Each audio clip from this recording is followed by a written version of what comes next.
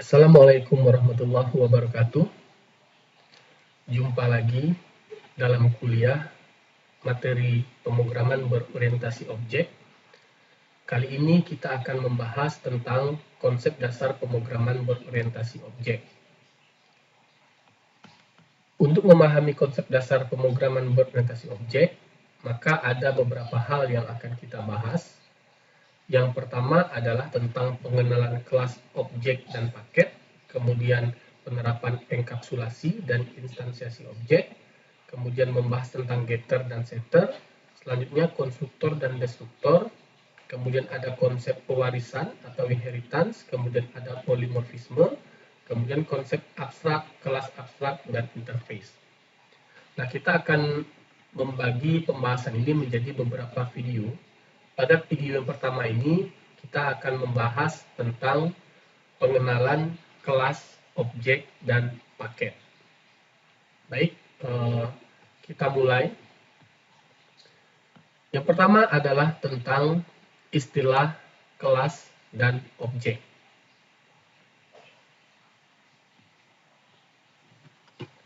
Dalam OOP, kita tidak bisa lepas dari yang namanya objek, karena OOP sendiri adalah pemrograman yang berorientasi objek. Nah, berbicara tentang objek, objek adalah produk dari sebuah kelas. Sedangkan kelas itu sendiri bisa kita artikan sebagai sebuah blueprint. Ya. Kelas bisa diartikan sebagai sebuah blueprint, atau dia merupakan cetakan. Cetakan untuk apa? Cetakan untuk membuat objek. Jadi, kelas merupakan cetakan untuk kita membuat objek. Kelas, dia akan menyediakan beberapa hal. Ya. Pertama, dia akan menyediakan nilai atribut atau field. Kelas itu akan punya field, dan kelas akan punya metode. Biasanya kedua ini disebut sebagai member kelas. Jadi kelas itu akan punya field dan metode. Setiap objek yang dibuat dari kelas ini, maka dia akan memiliki field dan metode tersebut. Jadi objek adalah produk dari kelas. Produk dari kelas. Jadi objek itu sesuatu yang dihasilkan dari cetakan atau dari kelas. Proses membuat objek itu disebut sebagai proses instansiasi. Jadi ada istilah instansiasi, ya, itu adalah proses pembuatan objek.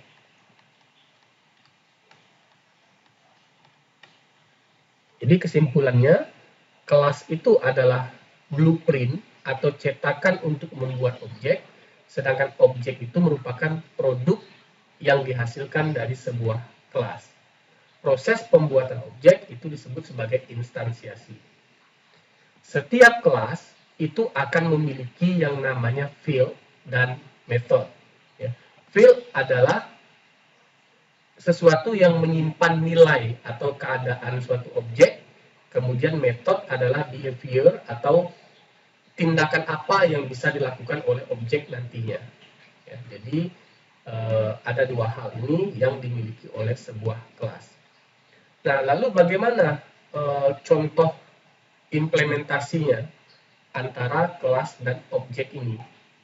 Nah, kita bisa melihat contoh berikut. Ya. Misalkan kita memiliki sebuah kelas mahasiswa. Ya. Sebuah kelas mahasiswa. Berarti kelas mahasiswa ini kita gunakan untuk mencetak beberapa orang mahasiswa. Ya. Misalnya, yang kita cetak adalah mahasiswa 1 misalnya. mahasiswa 1, ada mahasiswa 2. Mahasiswa 1 dan mahasiswa 2 ini merupakan objek.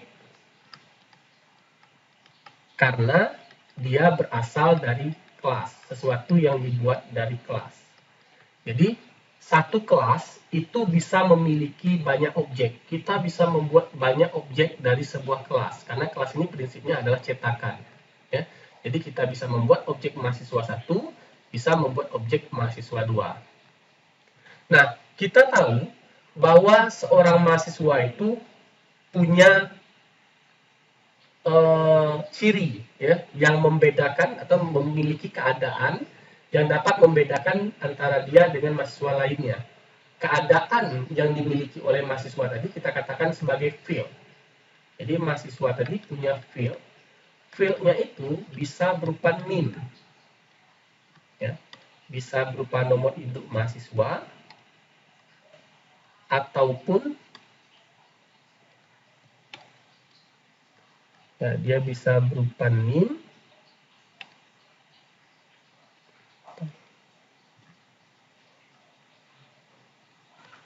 atau misalnya nama, ya, itu adalah field yang dimiliki oleh mahasiswa. Kemudian kalau metodenya, contohnya metode ini yang bisa dilakukan oleh mahasiswa, misalnya mengikuti perkuliahan, ya, atau misalnya metode kuliah misalnya, ya. Nah, itu adalah metode yang dimiliki oleh mahasiswa. Karena mahasiswa 1 dan mahasiswa 2 sama-sama berasal dari kelas mahasiswa, maka baik mahasiswa 1 maupun mahasiswa 2 akan punya NIM, akan punya nama, dan kedua-duanya bisa melakukan kuliah. Mereka akan memiliki sifat-sifat seperti yang ada pada kelasnya. Ya. Nah, ini contoh implementasi sebuah kelas dan objek.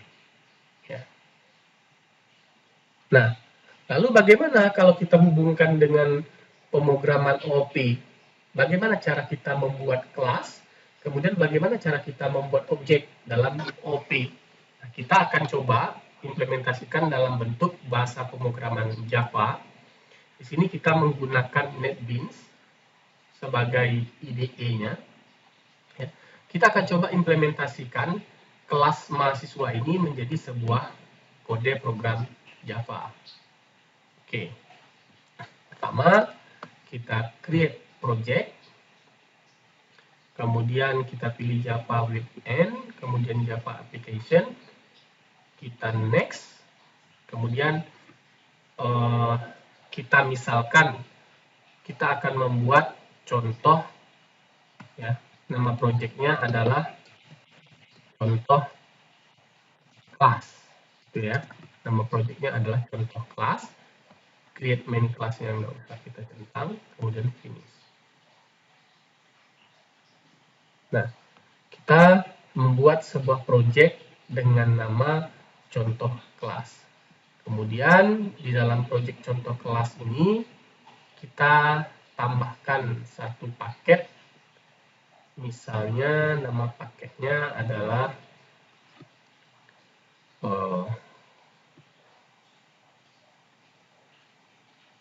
paket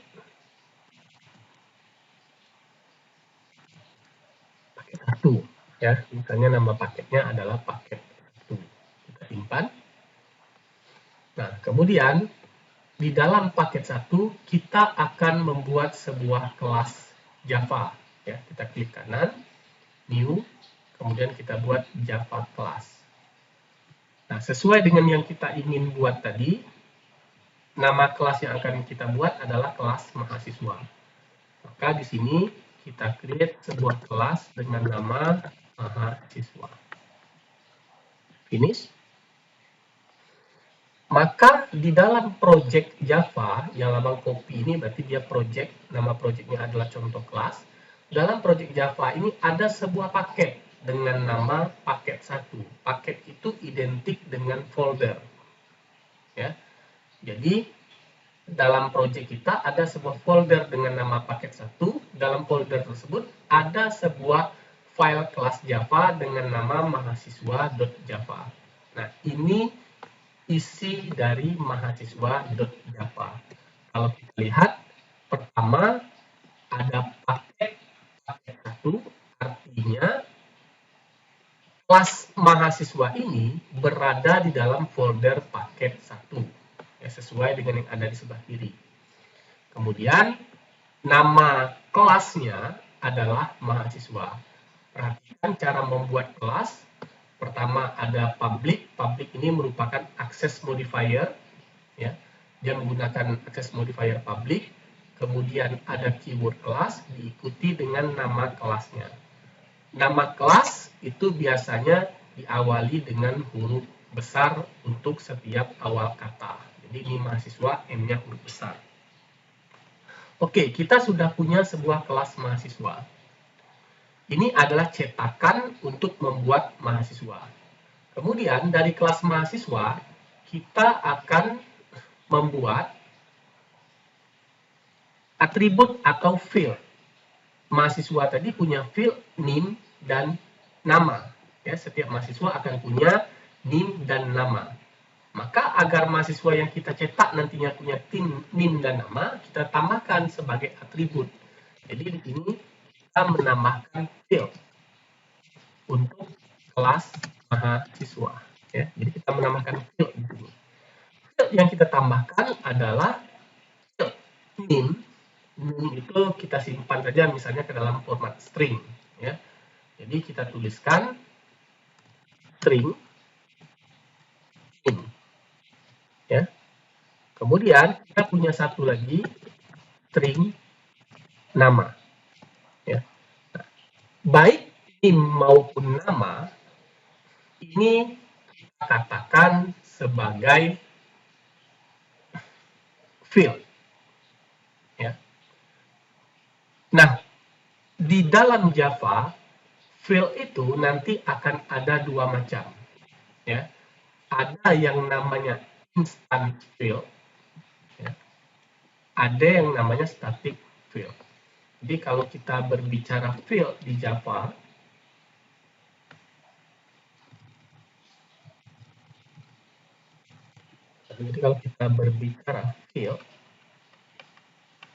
nanti akan ada yang namanya instance field dan static field.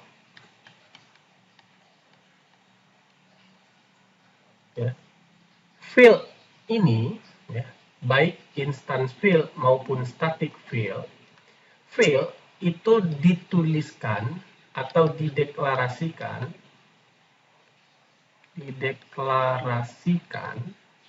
di dalam kelas. Ya, jadi field itu harus berada di dalam kelas, tetapi di luar metode. Ya.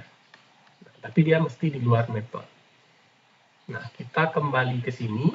Ya. Di sini yang kita buat ini adalah contoh instant field. Kalau instant field, ya seperti ini aja. Ya.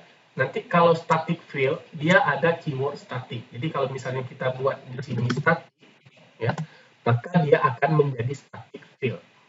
Nah, sementara nanti kita bahas tentang instant field dan static field. Sementara kita akan gunakan instant field saja. Jadi kelas mahasiswa punya dua buah field, yaitu string name dan string nama. Biasanya atau umumnya, ya, yang namanya field, instance field itu diberikan akses modifier private. Ya, jadi kalau kita berbicara tentang field, itu umumnya akses modifiernya adalah private.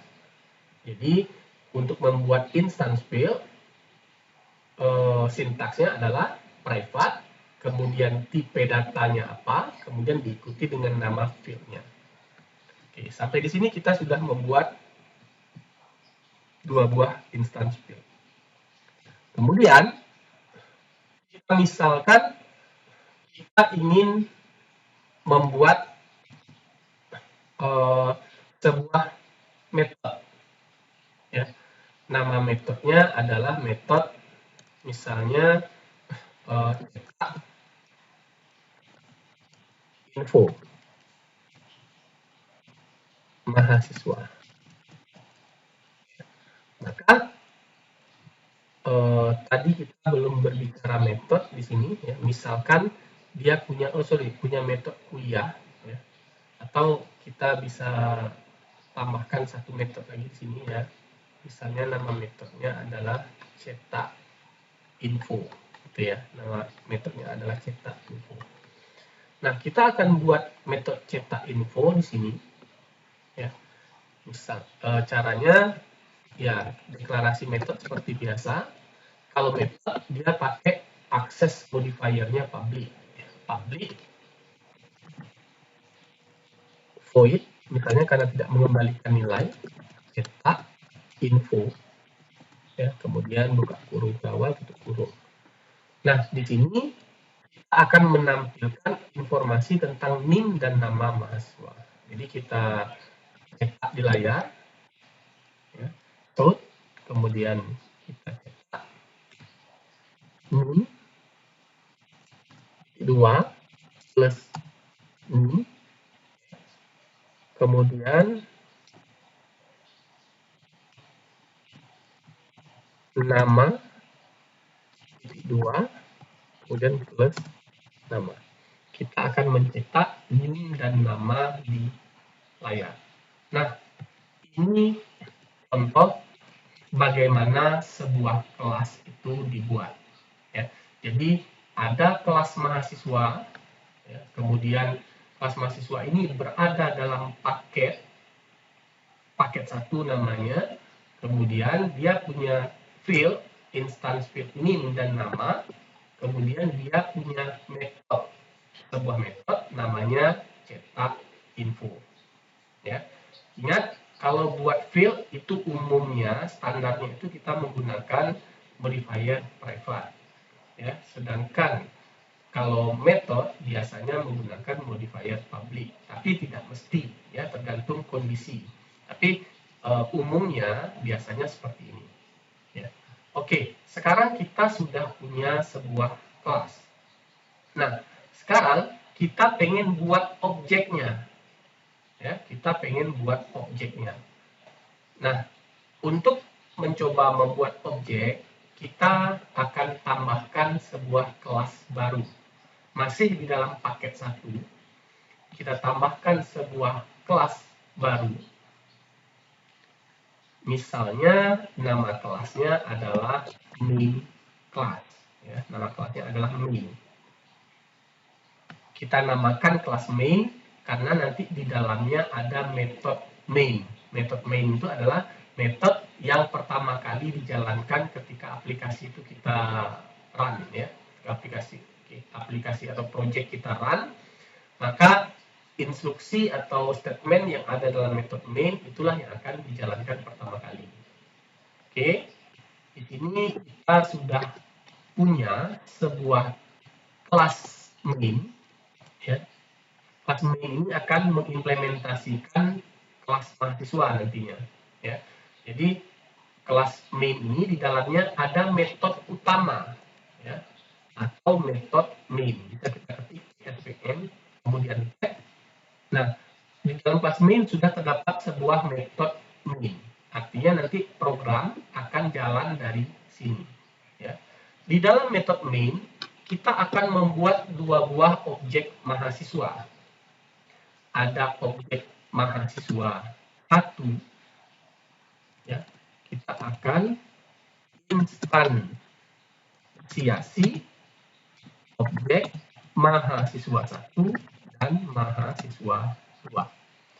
Cara pembuatan atau instansiasi objek, caranya adalah pertama sebutkan nama kelas, ya. Kemudian diikuti dengan nama objek, kemudian sama dengan, menggunakan keyword new, kemudian diikuti dengan konstruktor.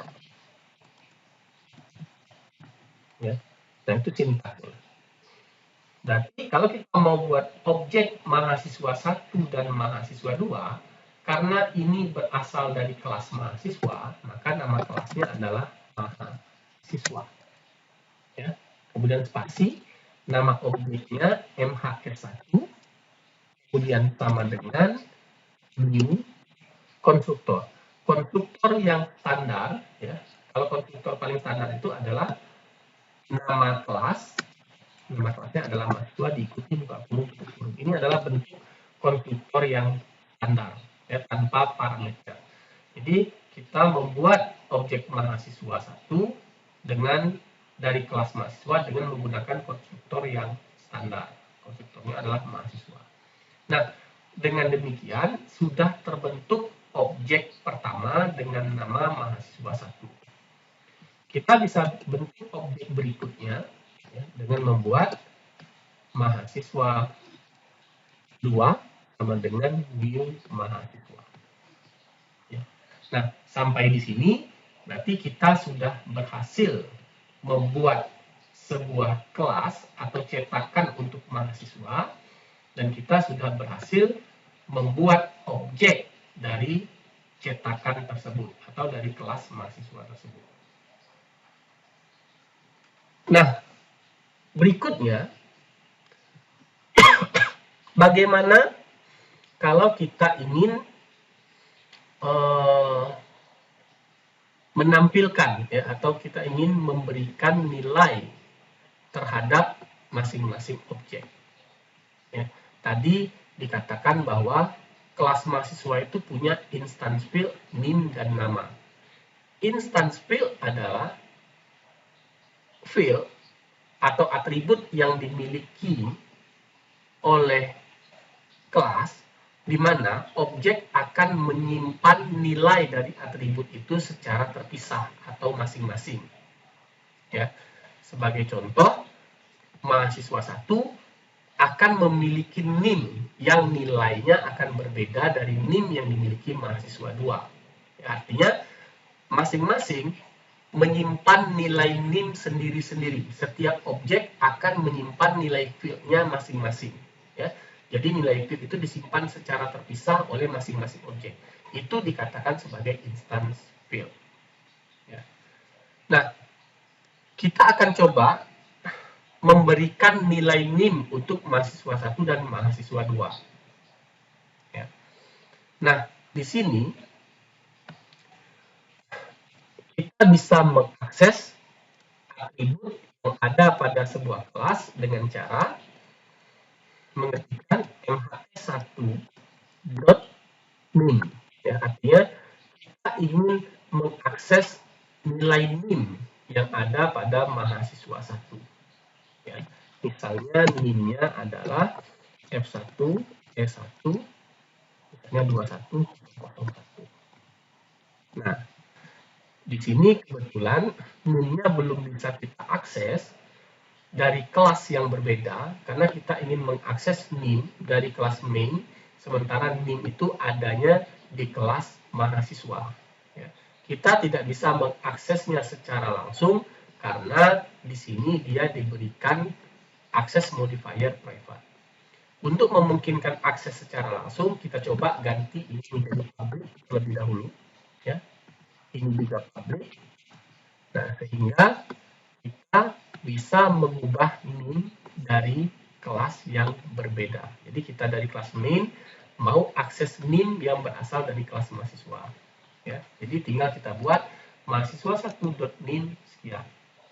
Kalau kita mau ubah atau mau berikan nilai nama, maka kita bisa buat mahasiswa 2.nama. Ya. Misalnya namanya Ali. Ya.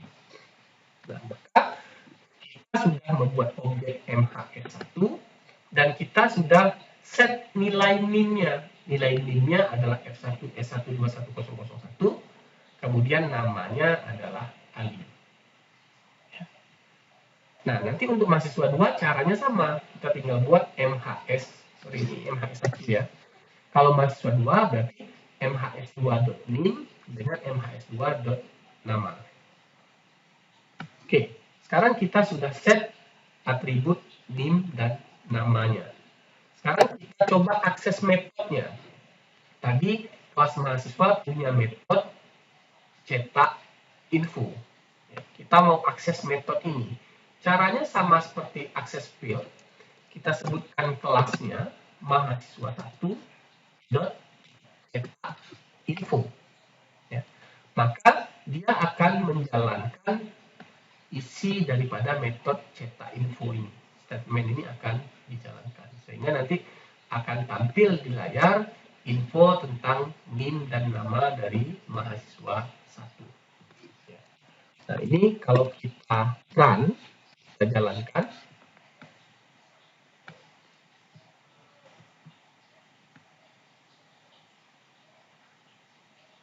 Maka dia akan menampilkan NIM sekian, nama Ali. Ya. NIM F1E1210001, namanya adalah Ali. Sesuai dengan yang tertulis di sini. Ya, dia akan cetak di layar tulisan ini. Nah, itulah cara membuat kelas. Kemudian dalam kelas itu ada atribut atau field, kemudian ada metode. Kita sudah coba membuatnya ya, dari kelas mahasiswa, ada field, ada metode. Kemudian kita coba membuat dua buah objek dari kelas mahasiswa dengan menggunakan keyword new di sini untuk membuat objek. Kemudian objek tersebut kita setting nilai untuk fieldnya, field name dan nama kita berikan nilai dengan cara akses langsung terhadap atributnya. Kenapa bisa akses langsung? Karena di sini kita set public untuk instance fieldnya. Ya, kemudian kita coba panggil metode cetak info, maka metodenya tercetak di layar. Nah, demikianlah pengenalan tentang paket, kemudian kelas dan objek pada pemrograman berorientasi objek. Dalam hal ini kita implementasikan dalam bentuk Java. Nah, selanjutnya di video berikutnya kita akan membahas tentang akses modifier dan enkapsulasi pada pemrograman berorientasi objek. Sekian, Assalamualaikum warahmatullahi wabarakatuh.